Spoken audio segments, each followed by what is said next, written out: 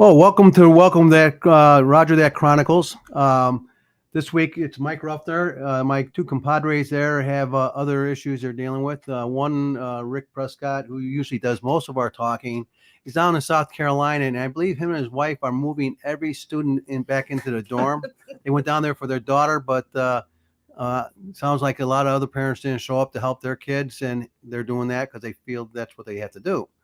Um, we're on Spotify, podcast, Facebook, and a bunch of other different sites that get this information out. And the information is things that are important to veterans or informational or just fun, meant to go coast to coast, border to border. And this week we have Joy Avaang. Now, I only brought two of the books she had, and it's called Fly the Flag for Me and Volume 1 and 2. And she's got a third book out. And it's letters from veterans who had served.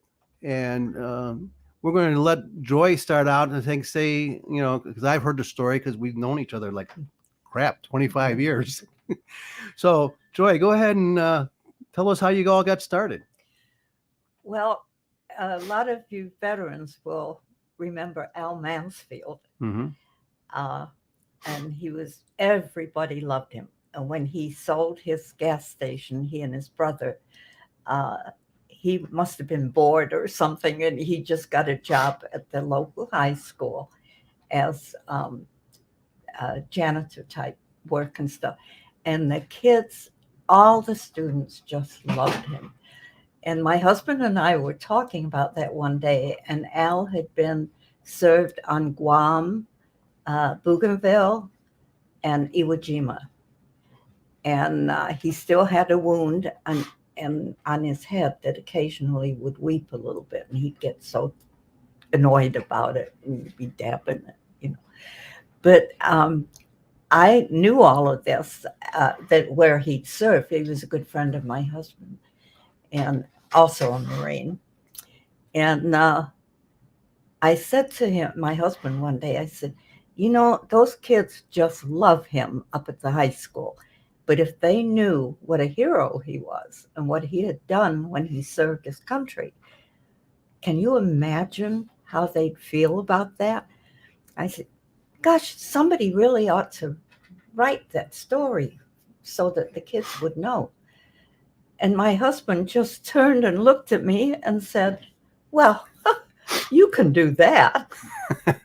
And before I knew it, he got a hold of Al, and we had an appointment, and I was going to do his story. And that's how the whole thing started. And many months, right after that, the Woodstock Independent, the people that had just started it, knew me, and she knew what I was doing, and she said, we've got an idea. Why don't you do some more interviews, and one a month we'll put in the paper, and it will be good writing, good information is what I mean.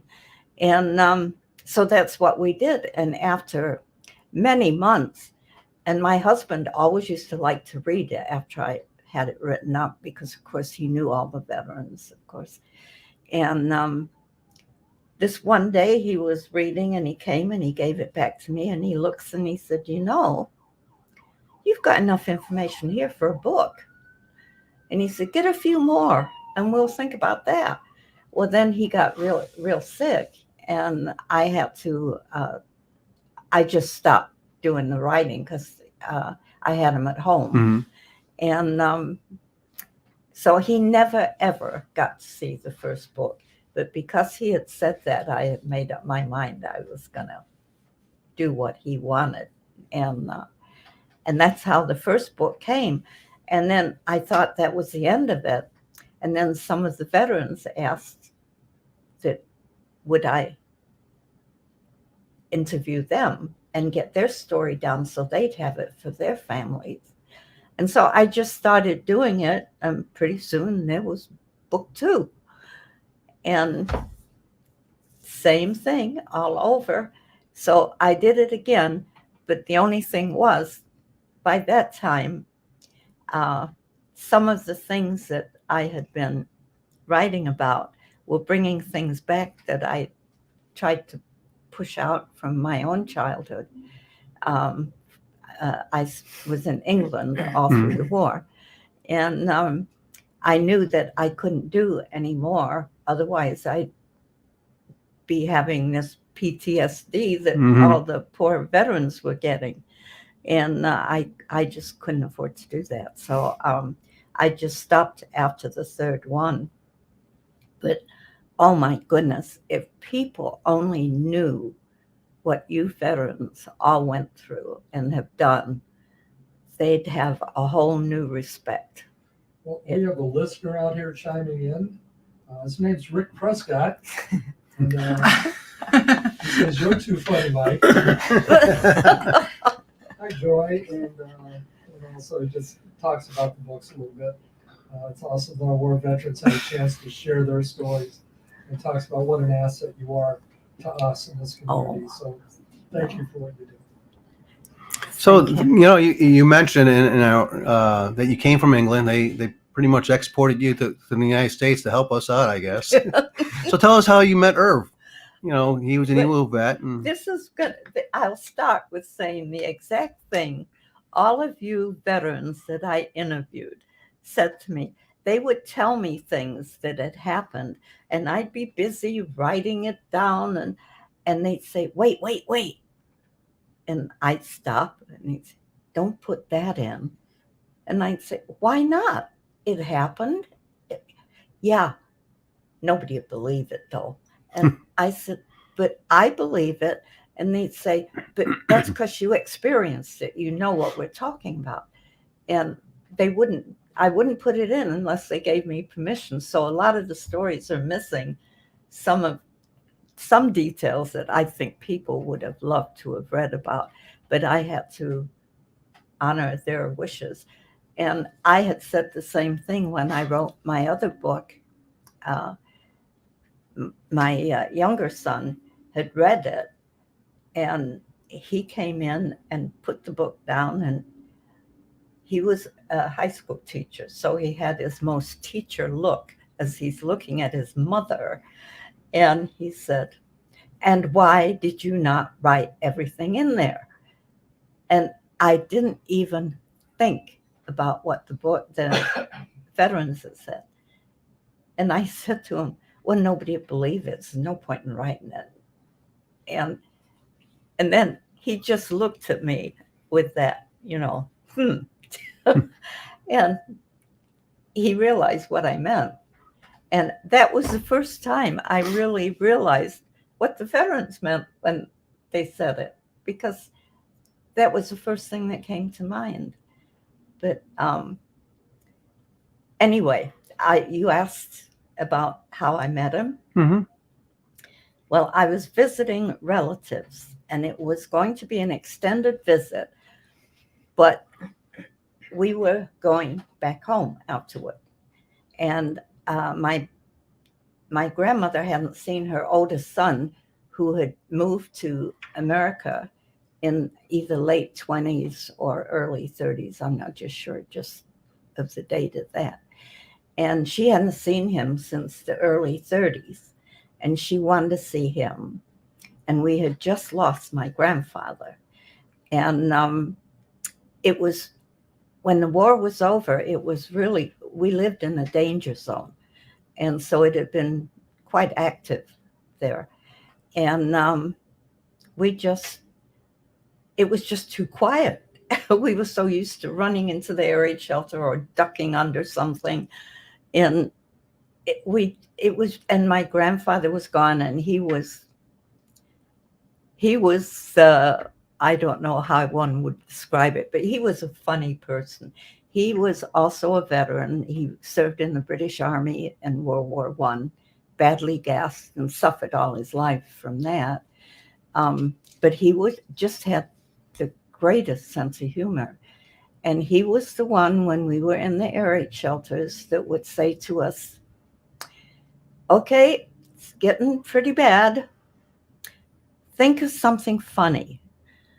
And we'd look at him, you've got to be, And he'd say, no, Sometimes you have to search really hard, but eventually you'll think of something that is funny and you'll laugh.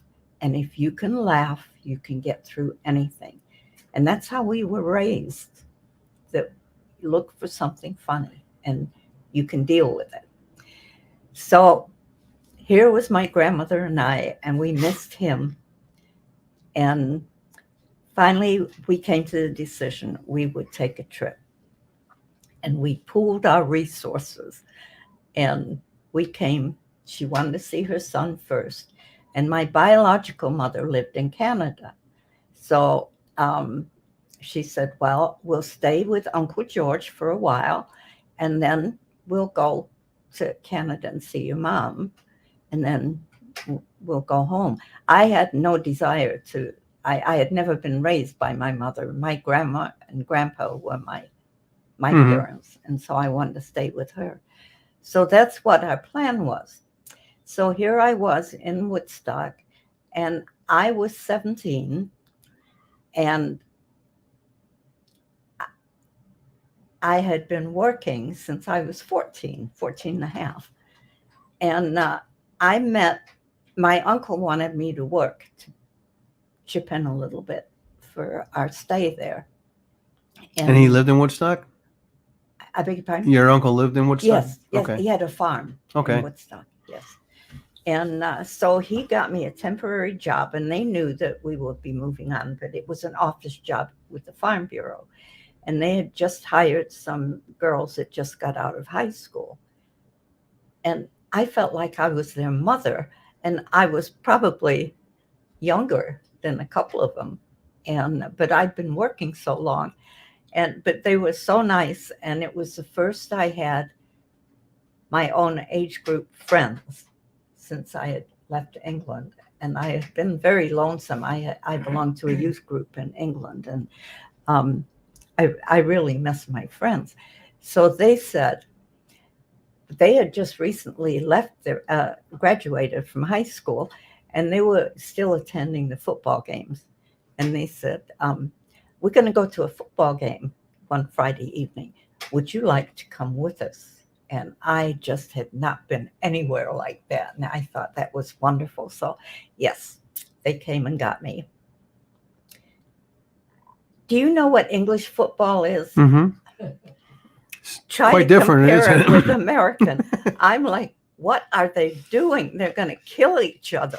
And they were all over, and they had to have helmets, and I'm just mortified. But I stayed with the girls, and they'd run up and down the side of the game. And this went on the whole evening. When the game was over, they said, let's go for a Coke. I had no idea what a Coke was. And so I was a little hesitant. And then they explained what it was. And it's fine. It's just an ice cream parlor. We just go in there and we have a bottle of Coke. And so that's what we did. It was right on the square here in Woodstock. And they went over to the jukebox.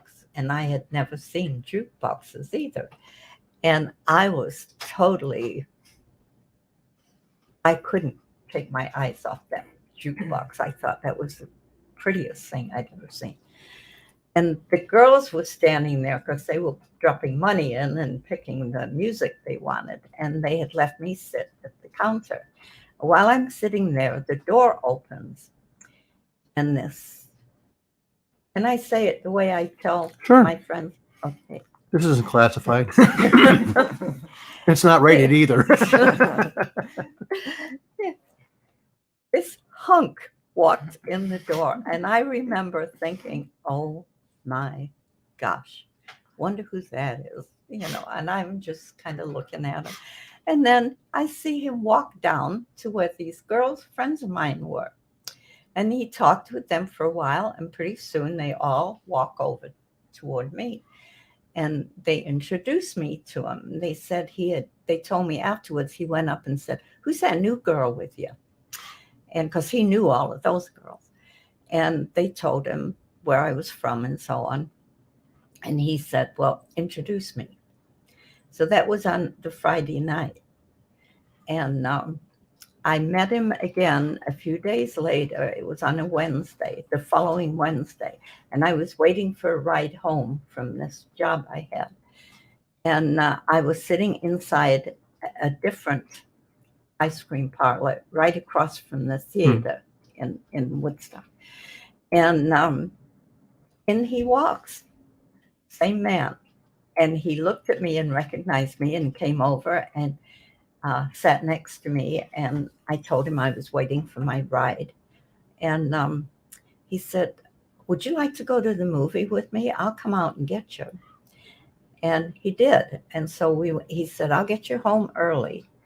And then when he took me home, he said, "Well, can we go to another movie someplace tomorrow maybe?" And I said, "Oh no, my grandmother wouldn't want me to be gone 2 days in a row." So he said, "Well, there's another football game Friday. How about I pick you up and take you to that?" And I'm thinking, oh my gosh, somebody's going to get killed on that field. But I guess if he wants me to go, I'll go with him. So I did. And he asked me to go steady. This was exactly 1 week after we had met.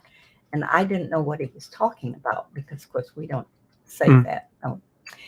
And he explained to me that I couldn't go out with any other man if I was going steady with him. And all I could think of was, who would want to go out with another man if you're with him? And so I said, okay, I would go steady with him. And so he said, okay, good. That means you can go out Saturday night with me, even if it's 2 days in a row. Your grandma won't mind about that. So I said, well, it was a weekend, so it was a little different. So we went, and that was 1 week and 1 day after we had met. He asked me to marry him, and I said yes. And that's how I met my husband. Now, was this before he served in the Corps or after? No, that was after he was already home. He was served in China and Japan. He didn't go to England. I might tell you one rather, it was embarrassing at the time, but looking back now, it was not so embarrassing. But a good friend of my husband's was fairly newlywed. And they had invited us to go to they rented a little tiny cottage on Lake Street. And so my husband, he picked me up and we went over to visit. And it was before we got married. And we were sitting in there and I thought it was so cute the way she had it fixed because it was so tiny. And I looked and all I said was, "Oh, your house is so homely."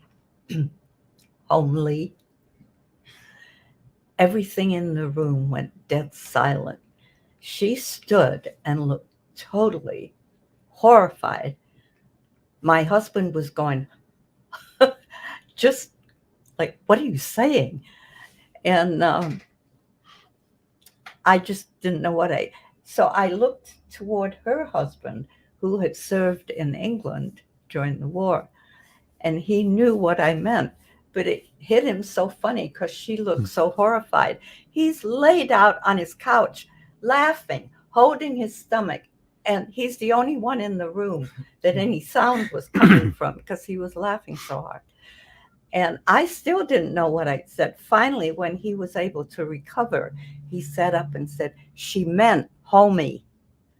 And then they told me, and he did. He told me, "Homely over here means it is not very nice." So that was one of the many goofs. So after that, after we were married, if I'd say something, Irv would say, "Maybe don't say it that way."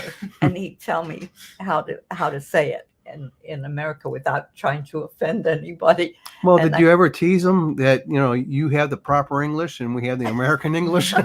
Well, we did have a few words about that. And I'd say, well, why would you say that? That if you told somebody in England that their house was homely, they'd be tickled to death. But no, I guess I blew it that time, big time. I used to like to tease the Royal Marines when we used to work with them. I says, "Yeah, you may be the Royal Marines, but we're the real Marines." A little badgering back and forth is always Yeah. good. That's always fun. Mike had a question for Joy. You see that question Oh, there? I can't read How it. did you come about the name of your books? Oh, that was that. There's a really nice story that. Go ahead. Oh, it's all right. There's a really nice story that goes with that. When I was interviewing Al Mansfield, as I was leaving the house, I was just at the door, and he was walking behind me, and he said, "Wait, Joy, hold it." And so I thought he thought of something else he'd forgotten to tell me. So I waited and looked at him, and he said, "Can I ask you a favor?" And I said, "Yes." He said, "When you write that, will you put in there, ask everyone who reads it to fly their flag for me?" And I thought that's kind of a strange thing to say. And he said, no, not necessarily for me, but for those who didn't get to come back. And I was so touched with the way he said it and the way he asked. And I couldn't get it out of my mind. And I got home and I kept thinking about it. And when it was time to think about getting a book, that was the only thing I could think of, fly the flag for me. So I called Al and I asked him, could I use something he had said to me as a title for my book? And that was when I thought it was going to be just one book. And, Little did you know. yeah, I really didn't. I probably would have run away had I known. But he said no, and he was really pleased that because I tried to keep my promise that I would ask people to do that, and I would tell them who asked me, and so that's what I called it. Well, then when the other two books came, I just couldn't give another title, and that's why I called it Book 2 and Book 3, in honor of him. So what are your most memorable articles that you have done? Oh, they were all memorable, and there's way over 100. What's his name? Gunnar Saxon. He's passed many years ago. He was captured at the beginning of the war by the Japanese. He was captured at Corregidor, and he was on that forced march. Mm-hmm. And how he made it, I'll never know. And he said it was awful. And some of the things he told me that happened were just, you can't believe that people can be so cruel. But he went through that. And then, of course, he was in a POW camp for the entire war. He was very tall. He was way over 6 foot. And big man, big frame. When he came home, when he left, he was engaged to this young lady, and she never gave up. They never knew where he was. And she said, I know he isn't dead. I'll wait for him. When he came back, he weighed 98 pounds. A big man like that, Mm-hmm. 98 pounds. But she said she was going to marry him real quick, so she didn't get away again. Mm-hmm. And they made a big joke about that. But that was very memorable. And he was a very, very kind man. I think he'd seen enough in his, More than most people. Yeah. There was one, Al Mansfield was another.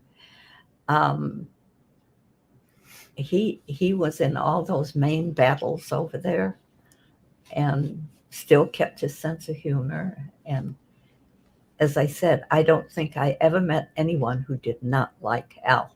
He was just a very nice person. Jerry Havens, he was injured, very badly injured, wounded. He stepped on a landmine that he was in Vietnam. Mm-hmm. And Joe Nellis, I got his story from his sister. He was killed in Hawaii, Mm-hmm. December 7th. And he was planning, I think, to be a pastor when he got out of service. And he had been in the church setting up for a service when the attack came on, at Pearl Harbor.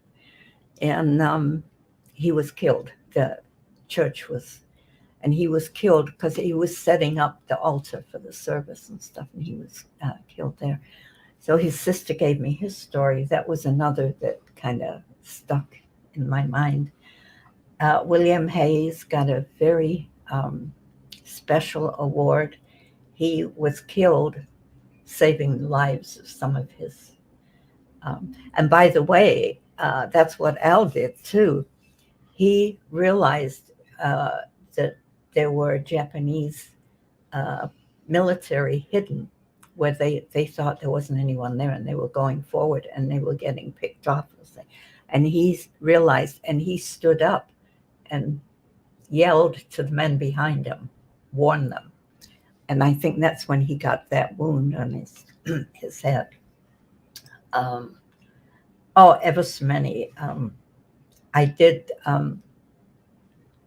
speak with Anne Woznicki.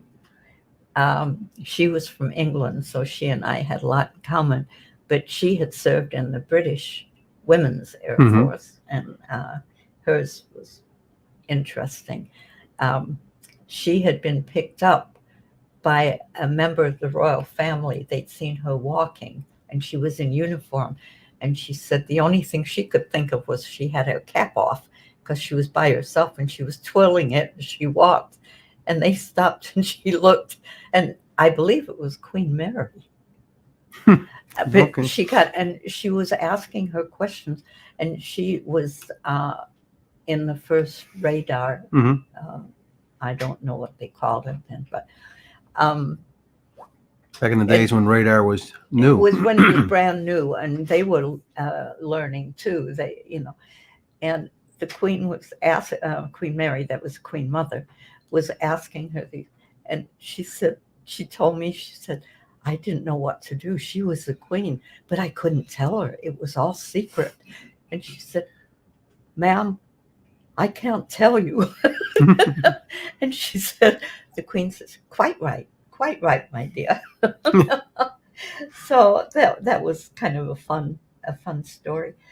Tom Lonsbury was killed on the Arizona Mhm. in December 7th, and he was a friend of my husband. So twice we went back to Hawaii and went on the Memorial. memorial for the Right. Arizona to pay his respects. And I didn't meet him because, of course, he was killed before I even came over here. And Dean Mishler for World War II, Barry Mishler, Vietnam. He was on point. He was a point man. And he said he didn't think he was ever going to get back because they used to say a month was as long as a point man made it over Right. there. And he did make it. So, and then I became very close friends with Janina Ebel, who was captured. She was taken prisoner in Poland when she was 13, and that was the last time. She was on an errand for her parents. She was going to what here you call the drugstore. Mhm. We in England called it chemist shop.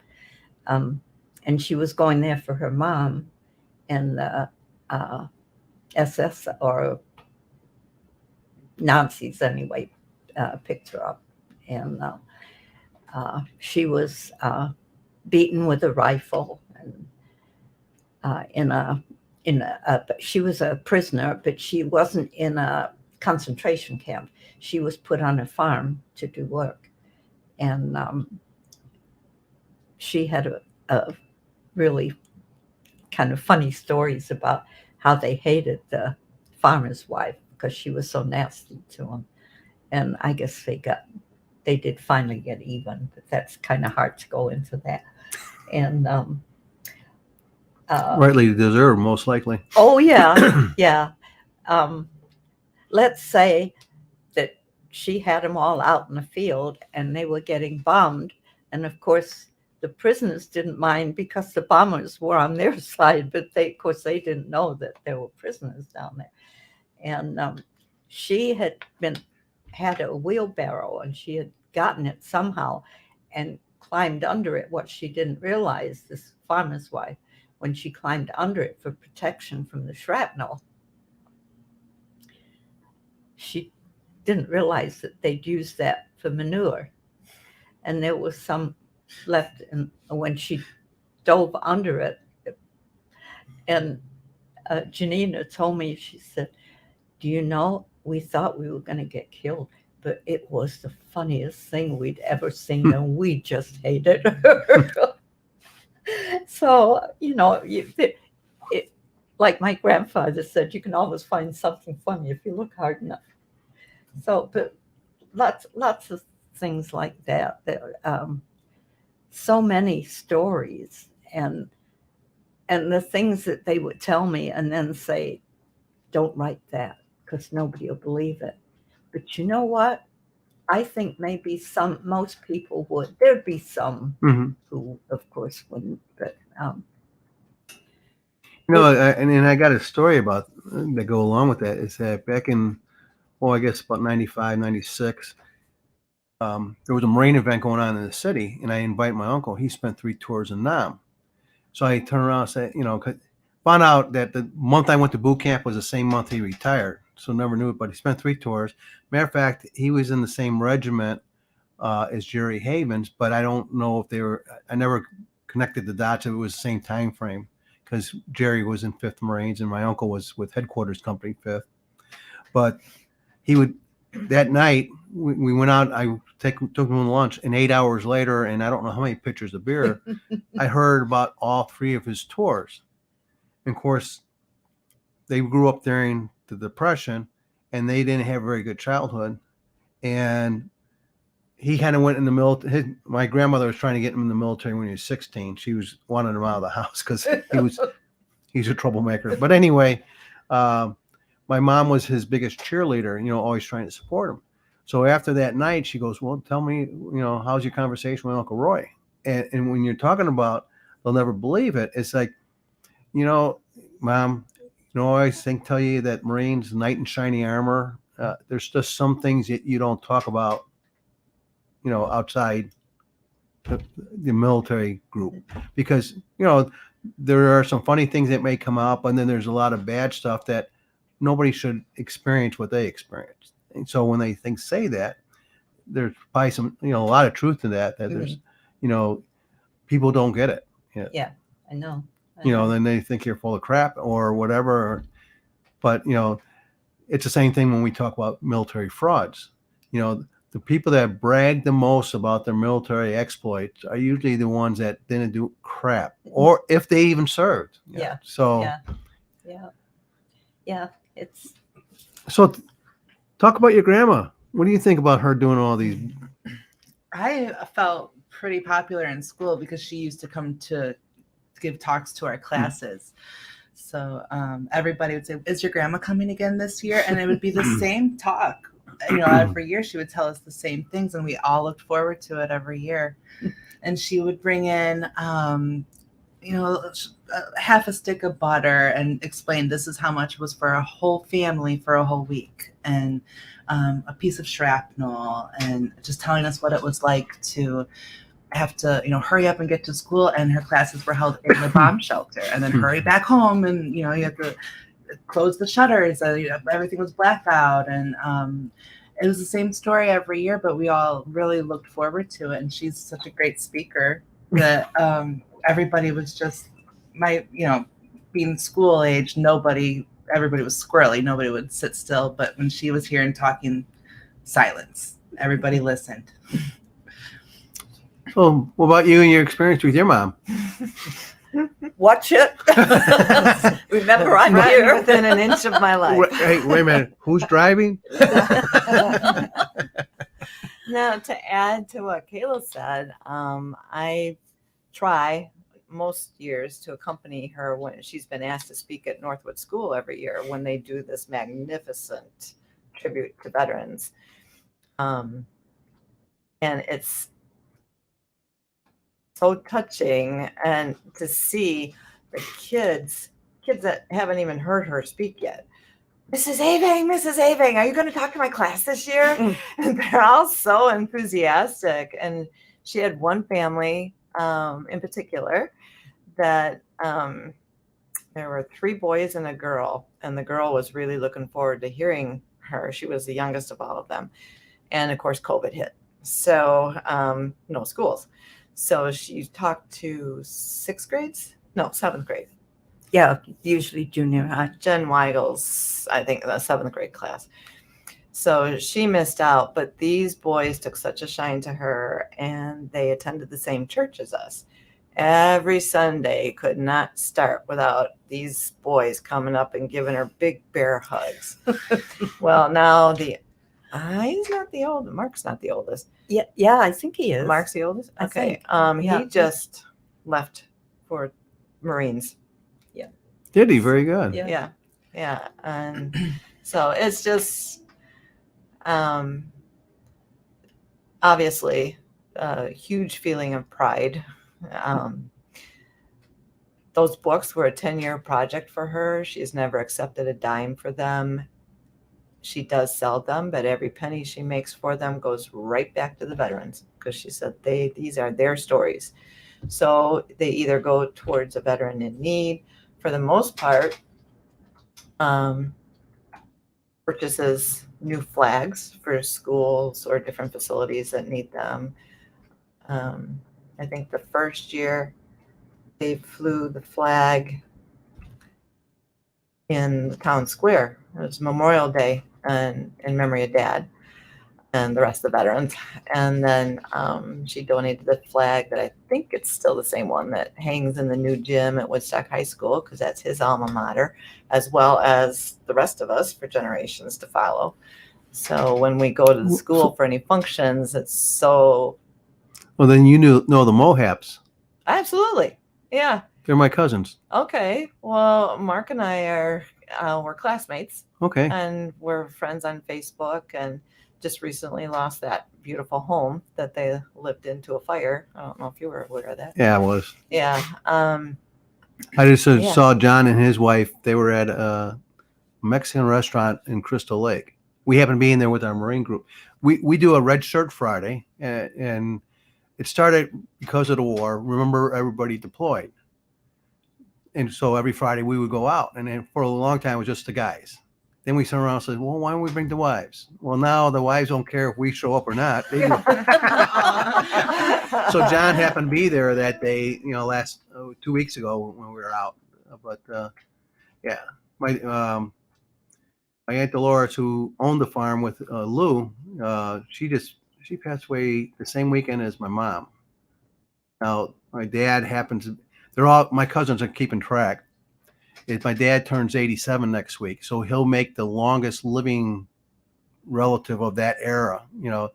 Aunt Dolores made it to 85, but everybody else died in their 70s. I had one uncle that made it to 80, but my dad's like the 5th out of 6. So I was like, okay, everyone's gauging how long do they have? There's a reason why they're called the greatest generation, I feel. Mm-hmm. There's, yeah. Yeah.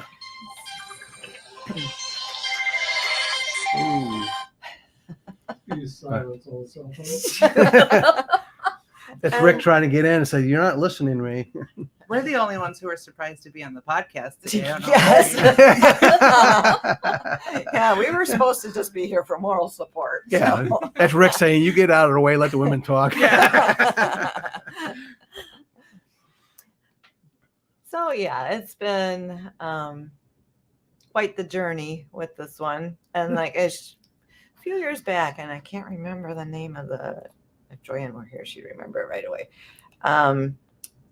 It's something they hold at MCC every year, and it's like it's they different resources people can A resource find. Oh, event, it's a yeah. forum. Yeah, the forum. What is Yeah. that? Some anyway, she was asked to be a guest speaker at it one year, and attended it. And the topic they wanted her to speak on was resilience, and it was just like they couldn't have picked a better person to speak about that. But I can tell you, she's a stubborn Brit, and she has goals in mind for when the time comes, because of a person in particular responsible for her losing her hearing during the war. And I don't know, he had a little stubby mustache. Mm. I think you know who we're talking about. And Adolf. yes. But she's been through a lot. She's been thrown across a room when the bomb went off on more than one occasion. And that's when she lost the hearing. One of the times in the air raid shelters, her grandfather they were so tight quartered, so her grandfather got bunk beds for it. She was on the top bunk, and then apparently during one of the air raids, it shook it so much, and this was in her sleep, she was like this far from the ceiling, and she went up and she was knocked out. And her grandma thought she was sleeping in too long for school until she went and got her, and she had a huge goose egg on her. But she has a story about one of her friends that probably maybe even a bigger goosebump. Oh, Eileen, yeah. We were at what's the equivalent of your high school? Mhm. And I had to take a bus to get to school. We didn't have school buses. You had to take public transportation. And this gal, she sat right behind me in school, and we were all good friends. And she lived close by the school. Her dad was in the service, and her mother, of course, worked. But she would go home at lunchtime because she had plenty of time to walk, where we would just have to stay at school. And this one day, the air raid siren had gone, and of course, we had to go into the school shelters. And we all had our own assigned to it. Each class was assigned to a certain shelter. Well, she was on her way back to school when the sirens went, and the planes were already coming over, and you could hear the bombs and everything before she even got to school. So she was running as fast as she could, because she didn't want to go in the first shelter, because that wasn't where her friends were, where we were. We were in the last shelter on the other end of the row. And she was running, and she got to ours, but she was running at such a speed. And when you go into those big air raid shelters, there's steps to run down. Well, she couldn't stop. So she just jumped, and she didn't think about the low Ceiling? Yeah, and knocked herself out. She was out cold. I think the teachers thought she was dead, the ones that were down there with her. We did. We thought she was gone. And they went and got her, and they had to pull her in. We couldn't get help because, there was nobody there, just a couple of teachers and those of us that were there for lunch. I had been eating lunch in school. And she had, she was hurt pretty bad. And she got it. She thought it was okay because she got a few days off school. But yeah, there was a lot of stuff like that. We see just sad things. By the way, another person I just noticed the name here that I wrote his story was Les Bigelow. Mm-hmm. He was from Hebron originally, and his brother Elmer got the Medal of Honor. He was a Medal of Honor recipient, the only one in McHenry County, I think. So, but Lester had a strange thing happen. They were they had to bring their, he was in the Navy, they had to bring their ship up to this island, and there were Japanese on the island, but they were on the other side. And the whole front end of their ship there was a humongous hole in it. And they had to go in and cut down trees to somehow fix them across. I got picture in one, I think in one of the books, there's a picture of it. To fix their ship so that they could get away from there. Don't ask how they did it, but they got those trees down somehow and managed to fix the ship. I don't think the Japanese even knew they were there. They were on the, I don't know what the island was or anything, but I thought two brothers, and one of course was lost. Elma saved his entire ship, but he lost his own life doing that. So, yeah. So, a lot of. Well, you know, back in those days too is pretty amazing because they actually made ships out of concrete. Yeah, you think about it, but you know, they were trying to do so many things to keep the war going. It's a lot of those ships. I guess they figured some engineer figured out that the displacement of the concrete was done in such a way that they can help with the steel problem of making concrete ships, especially when you're talking about, you know, when they send a whole like 200 ships at a time over England with supplies and troops and everything else. And it's like, you know, a lot of people didn't realize some of the technology back in, you know, there's a lot of technology that came out because of World War II back in your days. And you know, it's funny when you don't think of it at the time, but sometimes I think destiny has a lot to do with how things turn out for people. Like when I was at the very beginning of the war, I was quite young, and I was the only one of their kids left home. And we were in this danger area because of the factories, plus it was close to London. And my grandparents had been looking into, they'd heard there was a ship going to Canada, and they thought, well, her mother lives in Canada, she'll be able to go and live with her. Well, I'd never lived with anybody but my grandparents. I didn't want to go. And I cried and cried and cried, and I made a big fuss. And imagine that. And I guess I must have been spoiled. But anyway, my grandmother said, because I had made myself ill crying so much, and she said, well, we'll talk about it later. And nothing ever came up. And I thought, it's one time crying and making a fuss, I made out pretty good. I got my own way. And it wasn't that I wasn't scared. It was just I didn't want to leave them. I was happy with them.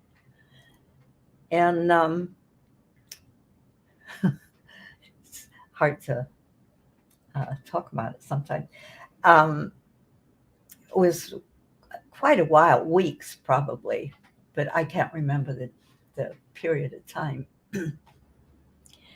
And we were in the living room in between raids. And I don't know what I was doing. I was doing something sitting at the table. Probably, I'm guessing if it was me, probably I was reading. I always loved to read. And my granddad was listening to the radio because no TV back in those days. And my grandmother was reading the paper. And all of a sudden, this sweetheart of a lady who never hardly ever got angry, and just a very lovely person, all of a sudden, she scrunches this newspaper up and slams it down on the floor. And she looks at my grandfather and she said, that does it. She takes her chances with us. She is not going anywhere. I had never seen her angry like that. And I don't think my grandfather had either, because even he was quiet. And he sat for a minute looking, and then he said to her, what brought that on?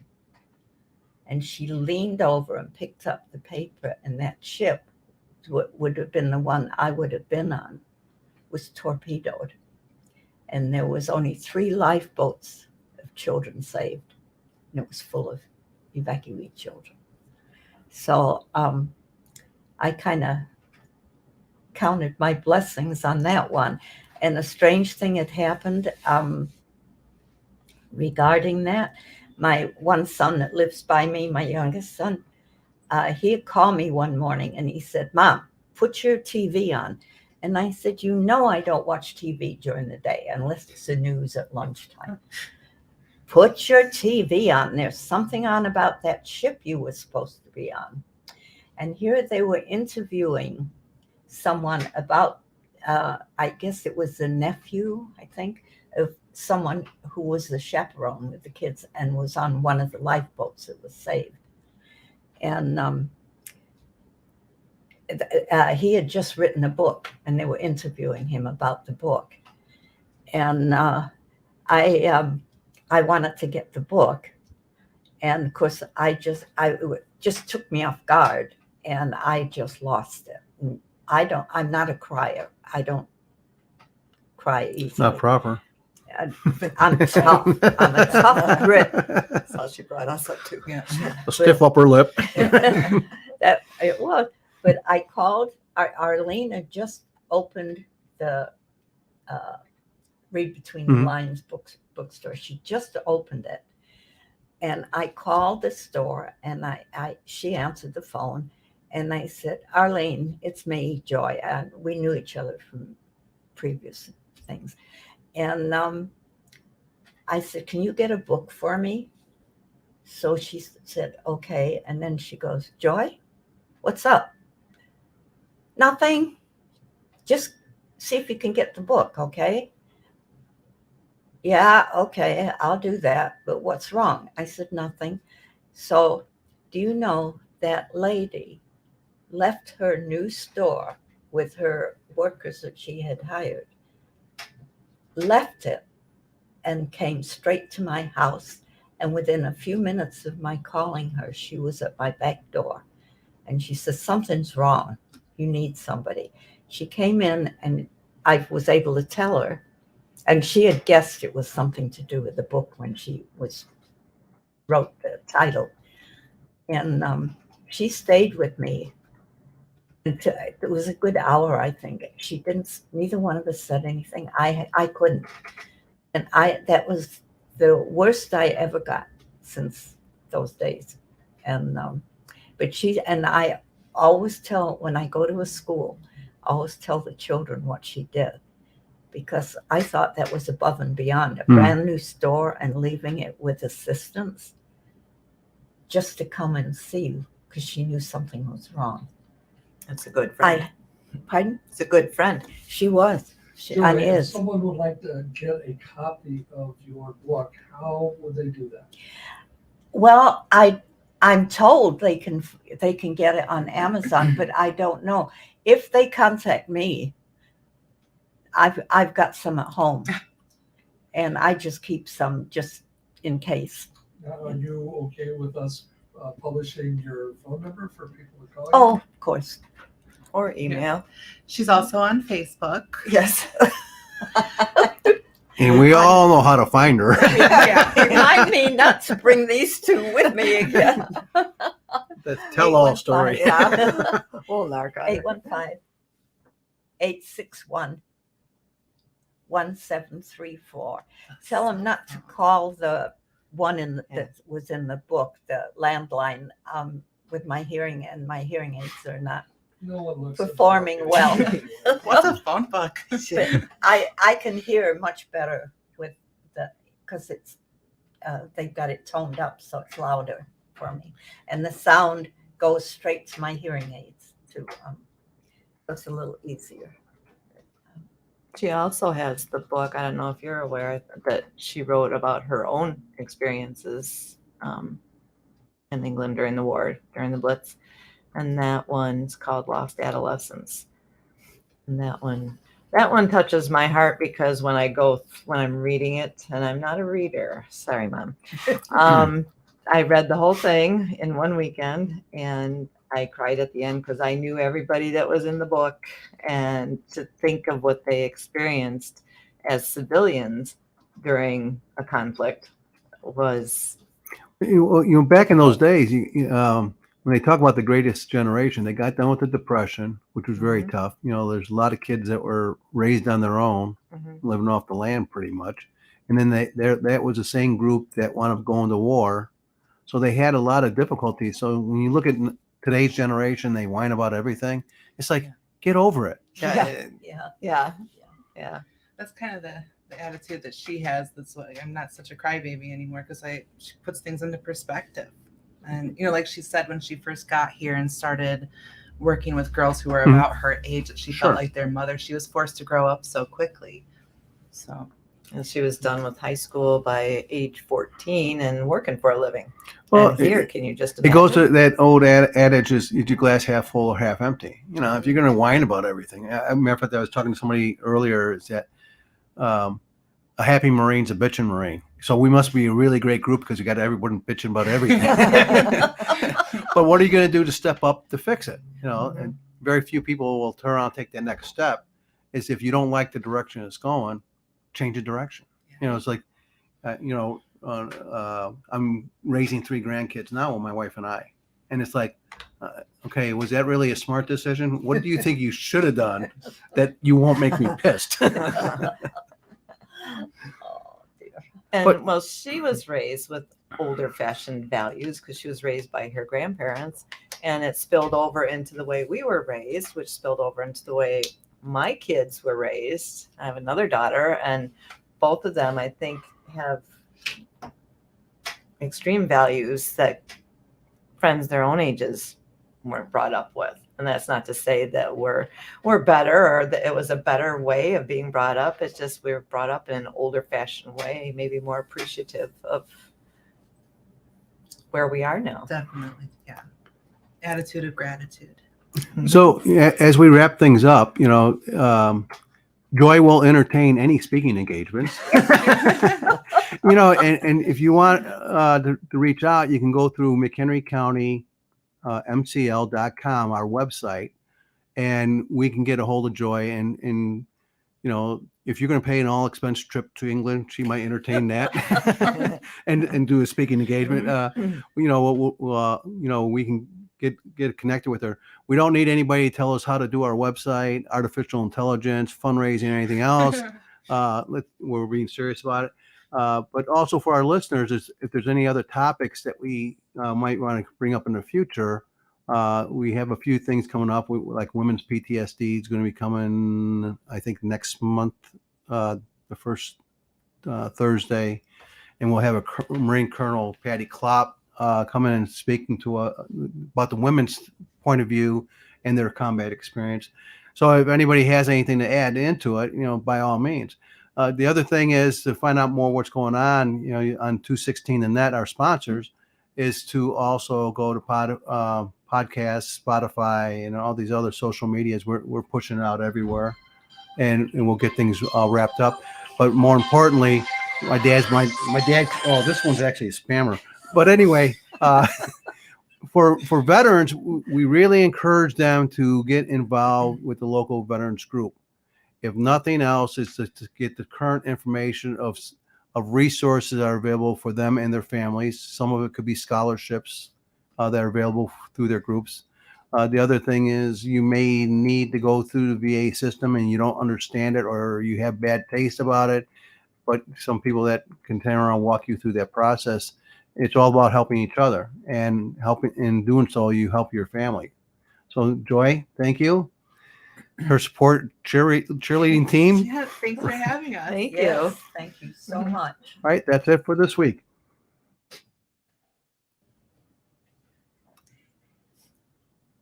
Rick says you're too funny.